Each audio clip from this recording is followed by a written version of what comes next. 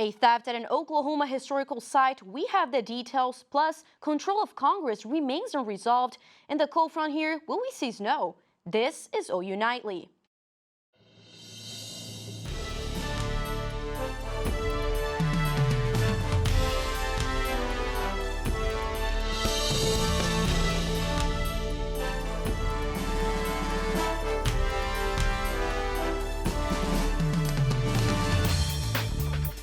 Thanks for watching OU Nightly. I'm Gabriela Tumani. And I'm Brooklyn Sweet. We begin tonight with a cold front bringing freezing temperatures and a chance of snow. OU Nightly's Peyton Galyean is in studio to give us a look. Peyton? That's right, Brooklyn. Yesterday, a cold front made its way through the state of Oklahoma, and today is feeling like the unofficial first day of winter. 15 degrees colder here in Norman right now than we were yesterday, and parts up near Tulsa over 30 degrees colder. So the actual temperature is 41 degrees here in Norman. You can see parts of the state are dipping down into those 30s. It still is fall. It is not feeling like fall. And the feels like temperatures, we're at the freezing mark. Oklahoma City is below freezing at 31, and then out in western Oklahoma down into the 20s. This morning I was walking to class and I was cold. So on the topic of snow, looking at the live radar, you can see showers popping up throughout the area. But right here north of Elk City, we do have some snow indicated on the radar starting to pop up and slowly move towards the metro. So coming up in Maine weather, I'm going to talk about this cool down, the snowfall expected on Monday in your game day forecast if you find yourself out in West Virginia.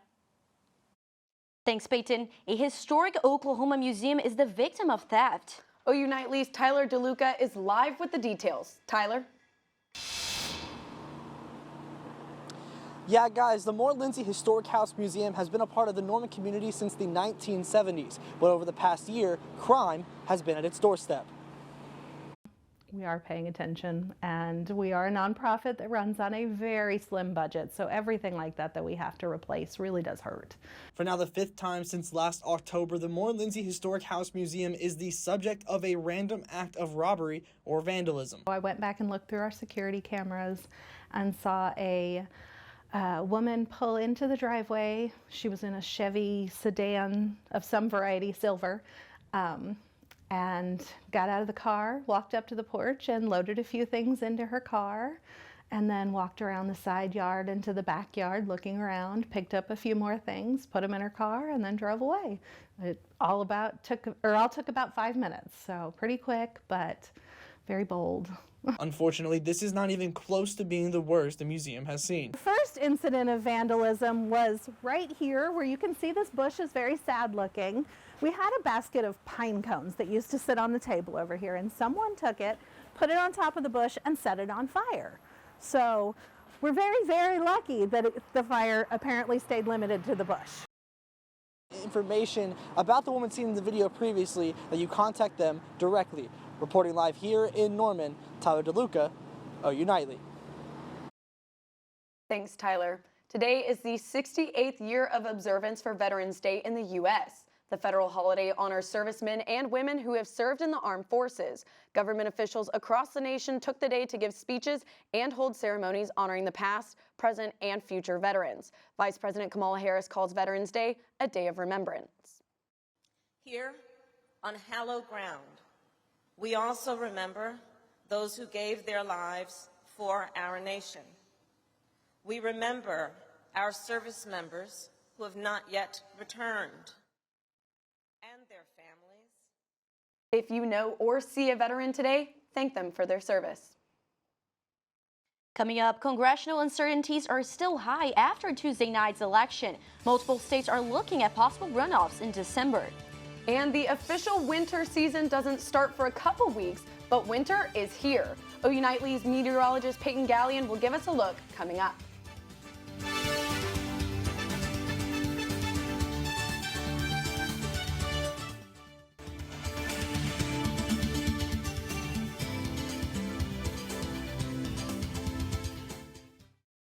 Two days after Tuesday's midterm elections, control of Congress remains unresolved. Colton Williams has that and the rest of today's national headlines from the News Center. Yeah, Brooklyn, it's been 3 days since the polls closed in Tuesday's general election, and the balance of power in Congress is still unknown. As it stands, 25 House seats remain too close to call. Republicans have picked up 16 of those seats so far, and Democrats have picked up 4. Still, neither party has secured the 218 seats required to obtain a majority.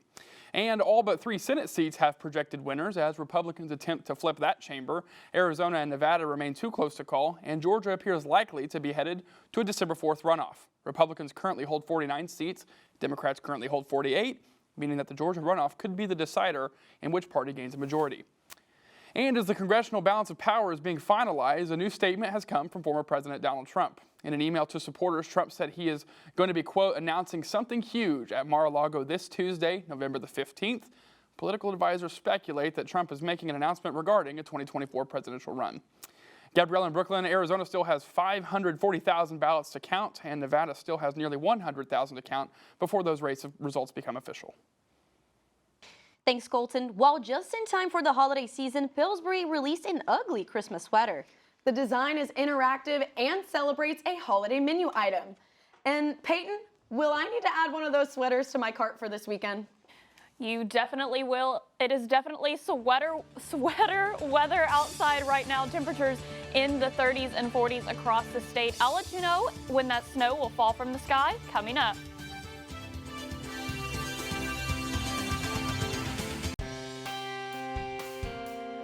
Welcome back to OU Nightly, and taking a look at the campus cam right now, if you didn't know how cold it was outside, I'd say it's a fairly nice day, except you need to grab that jacket.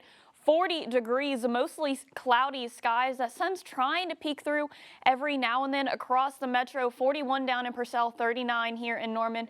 Just very low 40s and 30s for the majority of the metro and really across the state. That cold front came through yesterday, lowering our temperatures tremendously. Idabel 46, that's really the only outlier across the state. And you can see right where that cold front made its way through. You can see down in Texas, they're in the 60s, but single digits up towards the Dakotas. And with that big cold front, it's bringing severe weather down in southern Texas. And yep, that is snow here in the state of Oklahoma. Parts of the East Coast dealing with the remnants of Hurricane Nicole as it makes its way up the East Coast. And for your wind chills, it was very cold this morning. Make sure you grab that jacket going to class this morning. And tomorrow, I'm glad there is no football here in Norman, because tomorrow morning it is going to feel like 18 degrees. That is very cold, 22 in Oklahoma City, and up in the panhandle of Galyean, 13 degrees, just getting colder and colder, feeling like winter. It's going to warm up for the rest of your weekend. Now tonight, we did mention there's a chance of snow falling, and we can see some flurries falling from the sky. Right now out towards Elk City, some radar indicated snow picking up.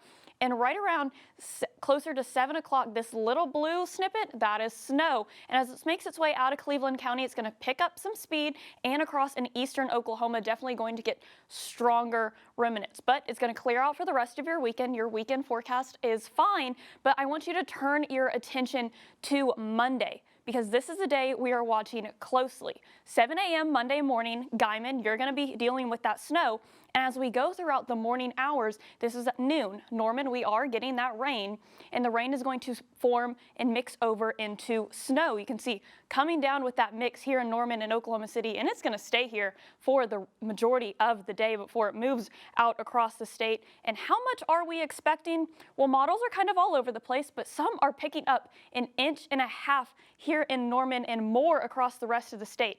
Tonight, we are in a hard freeze watch for these counties shaded in purple, and temperatures aren't going to get much warm as we go throughout the next week. So tomorrow, 46, lows dipping down into the 30s, and next week we're going to be pretty cloudy, temperatures lows in the 20s. Now we are monitoring a little bit of chance for snow not only on Monday, not only tonight, but again even on Thursday and potentially even next weekend. So don't let this be the last forecast you see going into the next week. Brooklyn? Thanks, Peyton. Yeah, and speaking of the colder temperatures, it's that time of the year again to break out the holiday attire, and Pillsbury has the perfect sweater for you, starring its famous Doughboy. The sweater features a scannable Pillsbury crescent roll on the left-hand sleeve to unlock seasonal recipes and baking tips. This limited edition sweater also features the iconic Doughboy's laugh with a press on his belly.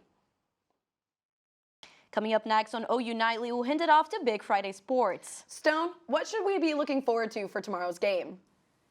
Yeah, Brooklyn, Oklahoma football looks to take on West Virginia this weekend, and we have team coverage from Morgantown. Plus, we introduce you to a future Sooner from right here in our backyard. Stay tuned. Big Friday Sports is next.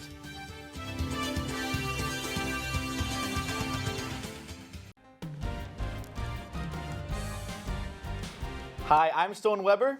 And I'm Hallie Moss. Welcome to Big Friday Sports. Coming off of a 38-35 loss against the Baylor Bears, the Sooners are headed to Morgantown, West Virginia. The Mountaineers are 0-9 against OU since joining the Big 12 in 2012. Let's toss it over to OU Nightly's Dylan Rivera and Carly Murray, who are in Morgantown, to give us a look at the matchup. Well, it is a cold and rainy day here in Morgantown, West Virginia. Dylan Rivera here with Carly Murray. There's a lot to look forward to in tomorrow's game, even though these temperatures and these rainfall conditions are not the best, right? Yeah, West Virginia's actually on a losing streak. They lost to Texas Tech, TCU, Iowa State, and now they face the Oklahoma Sooners at home. So I'm interested to see how the Mountaineers respond. Especially in this weather. Like I said, it's only going to get colder tomorrow. But definitely need to bounce back from that loss against Baylor. Put up 35 points offensively. Of course, Twitter fans all over Jeff Lebby and quarterback Dylan Gabriel. That's the usual, but Dylan Gabriel says the team just needs to keep their head up. I don't think anyone expects, to, go through not adversity, but bumps in the road like this, but just trusting the process, trusting God and His plan for each and every one of us, and then just continue to grind because it's all you can do, and you got to chew away. Like I said, there's no excuses. We got to assess the situation, but it stung for sure. So. Offensively, of course, you want to play ahead of the sticks, but defensively you do as well. Yeah, it seems that most teams in college football are going for it on fourth down, and it's important to have a four-down mindset. Ted Roof says that his team was good on third downs, but it all starts with the first down. Yeah, but anytime you're more successful on first and second down, obviously the odds are in your favor on third down, and when you're not, you don't win in many games living in 3rd and 2 and 3rd and 3 and 3rd and 1. Yeah, the defense just can't seem to stop the chains from moving, and that's going to be critical in tomorrow's game. Yeah, absolutely. And for a more in-depth look at both the offense and defense for OU, let's toss it out to Amaya Ward for a preview of tomorrow's game. Yes, Dylan, the Sooners are aiming to get their 10th straight win over West Virginia as they prepare to take on the Mountaineers in Morgantown. The Sooners hold an 11-2 record over West Virginia and is 4-0 versus the Mountaineers in Morgantown, averaging 53 points and has rushed for over 300 yards in each of its last 3 games. The Mountaineers are averaging 32 points a game and are running for 161 yards per game this season. Now the Sooners need one more win to qualify for a bowl, and last place West Virginia needs to capture its last 3 games to become bowl eligible. Carly and Dylan, back to you. The last time the Sooners played the Mountaineers in Morgantown was that 2018 thriller with Kyler Murray and Will Greer. Been a while since they've been up here in the hills, and we are in the hills tomorrow morning with coverage of the game. You can follow us at OU Nightly or at OU Nightly Sports for all your updates. Hallie and Stone, back to you in the studio. Thanks, guys. Sooner football gets more firepower right from their own backyard. OU Nightly's Jimmy Wicks has more on a local star who will be all over the field here at OU. For the first year of the Brent Venables era, it has been up and down on the field, but this recruiting class is nothing short of stellar. Oklahoma is currently ranked 7th in the country via 24/7 Sports, which is one of the highest in recent memory. But for one, coming to OU means just a bit more. Jacoby Johnson grew up in the shadow of Gaylord Memorial Stadium playing his high school ball at Mustang, Oklahoma. But the process of coming to OU is more than just on the field. Just talking about just life in general, not so much football. And then that's how it's been, I'd say, as far as the recruiting process. The question for younger players is typically when they will play, but for Johnson, it's where. For Mustang, Johnson plays both sides of the ball, and that may not change at OU. I want to try to do a little bit of both. Maybe if I pick I'll have to pick a dominant position, but maybe get a little bit of the other one. Like, for example, if I pick to play cornerback, maybe go in, run a few plays on offense in the game or something like that. And for the hometown product, he knows the challenges of playing in front of a sold-out crowd in Norman. Oh, it's going to be different for sure. That's going to be the main thing for me is getting used to that college atmosphere. I think because right now I'm learning, they're trying to show me the stuff, like the coverages and like offensive plays, all this different stuff. So when I get there, it'll be so much as just working hard and doing all this other stuff. So. And whether it's offense or defense, you can catch Jacoby Johnson at the Palace on the Prairie on Saturdays next season. Now, whether it be offense or defense, we will just have to wait and see. From outside Gaylord Memorial Stadium, Jimmy Wicks, OU Nightly. Thanks, Jimmy. And looking around the Big 12, Oklahoma State looks to end their 3-game losing streak as they host Iowa State, while Kansas State will try to end a losing streak of their own when they travel down to Waco for a 2:30 kickoff. Next, the Red Raiders look to earn their 5th win of the season against Jacob Bean and the Kansas Jayhawks in Lubbock. And the biggest game of the week in the Big 12 has the 4th-ranked TCU Horned Frogs traveling to Austin to take on the Longhorns.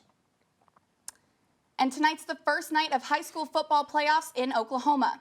In Class 6A1, Norman will travel to Broken Arrow tonight where the Tigers will, wait for it, face the Tigers. Their crosstown rivals Norman North have a bye tonight, but will face the winner of Owasso versus Westmore next week.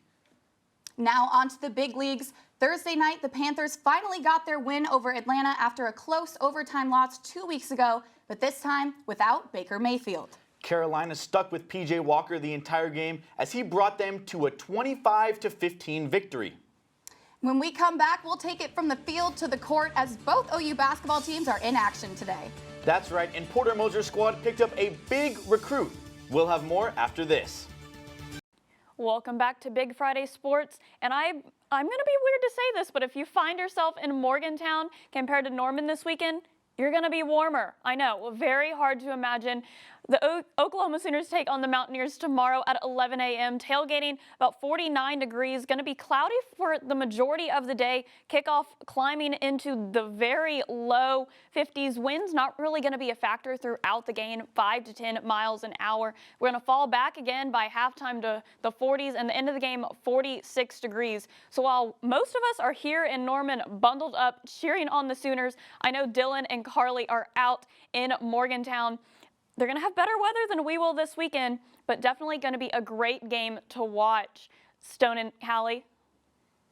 Thanks, Peyton. Men's and women's Sooner basketball is heating up, but only one team has a winning record so far.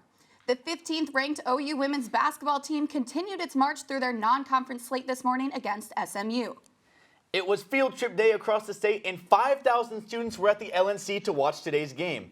Maddie Williams led the way for the Sooners, scoring 25 points, and the Sooners extended their win streak to 2, beating the Mustangs 97-74. OU Nightly's Tyler DeLuca breaks down a Sooner starter's incredible comeback. The definition of resiliency is Oklahoma's Anya Nusa. Now having come back from her 2nd consecutive season-ending injury, the 6th-year senior is ready to go. But that fight back did not come without struggle. The mental and physical aspect of it, it was tough, physically and mentally. I think more mentally than it was physically. Having a back surgery and sitting out for the year, and then coming back and playing a couple games and then having to sit out again. Mentally, it was tough. Yanusa was not alone in her rehab by any means. Her teammates were right there by her side, and they're just as excited to have her back on the court. It's just always a blessing to be able to see her come back, and we're going to be here to push her forward, and she brings depth, she brings experience. That's all things that we need. The confidence that her teammates and coaches have in Yanusa is very, very clear, and it helped her a ton in her rehab process. In the beginning, I lacked confidence in my knee. Coming back, I was a little scared, and just having the confidence from them and from Coach Jenny, it's been nice because whenever I lack it, I know they have it in me, so then it helps me get that confidence back. So it's been really helpful. Now Yanusa is back to, in her words, fully healthy, and a confident, fully healthy Yanusa might just be what the Sooners need to take them over the top to that next level of contention. Reporting from the T-Mobile Center in Kansas City, Tyler DeLuca, OU Nightly. Thanks, Tyler. Now over to the men's side of the court. Sooner basketball suffered a devastating home opener loss to Sam Houston State by a game-winning three-pointer. But tonight, they're looking for redemption against Arkansas Pine Bluff. My job is to get us better and to lead through this. It's a long basketball season. This is not going to define us. How we react for this is going to define us. That's going to define us. How we react from this, and I only know one way, and that's to look in the mirror, find out where we're going to get better, and have all them do the same, and be closer than we've ever been. It's not the time to get splintered. It's super disappointing. Moser's been keeping busy off the court as well. Today, they announced the signing of 6'8" forward Jacob Cole. Cole is a four-star product and the first signing of the 2023 recruiting cycle for Oklahoma, but more players may be signing very soon. And after earning 9 top 5 finishes at the Michigan State Open, OU Wrestling is headed to Pennsylvania for Wrangle Mania. Oh yeah, brother! The Sooners will start off facing Lehigh and Buffalo on Saturday. But before we end the show, we're going to bring it back to the Thursday night NFL game as a certain player is making headlines, but not for what he did on the field. That's right. Former Sooner Baker Mayfield was seen headbutting his teammates after the win. Only difference, Mayfield was wearing a baseball cap while his teammates were still wearing their helmets. Yeah, like we just touched on it, he may not have been making an impact on the field, but this is certainly getting his teammates involved and keeping them, motivated as they're, looking to rebound after a tough start to the season. Yeah, it's hard to see a former Sooner, former Heisman winner not be starting, but at least he's there supporting them. But can you imagine if Dillon Gabriel did this at OU? I can. I think there would be a lot of crazy reactions here, but it just seems like Baker Mayfield still has that same spark that he had just like he had at OU. I agree. Well, thanks for watching Big Friday Sports. Make sure to tune in to Game Day U tomorrow morning at 8 a.m. Have a good weekend and enjoy some college football.